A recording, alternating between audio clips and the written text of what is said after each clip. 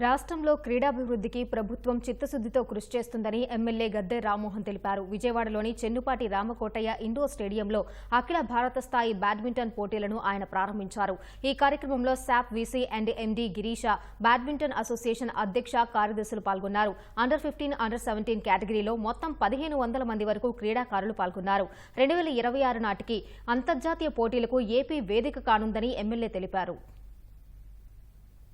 ఇవాళ స్పోర్ట్స్ అనేది కొందరు స్పాన్సర్స్ వలన కొంచెం ముందుకు వెళ్తూ ఉంది.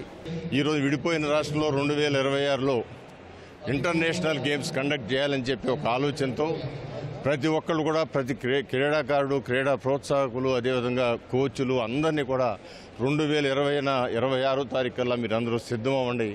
ఇక్కడ ఇంటర్నేషనల్ గేమ్స్ జరుగుతాయి, మంచి మంచి నిర్మాణాలు ఏర్పడతాయి. అమరావతిలోను, విజయవాడలోను, చుట్టుపక్కల గుంటూరు ఈ ప్రాంతాల్లో గొప్ప గొప్ప మైదానాలు ఏర్పాటు చేయడానికి కూడా అన్నీ సమకూరుస్తూ ఉన్నారు. ఖచ్చితంగా బ్రహ్మాండమైన మైదానాలు ఏర్పడతాయి. ఇంటర్నేషనల్ గేమ్స్ కూడా ఇక్కడ జరుగుతాయి.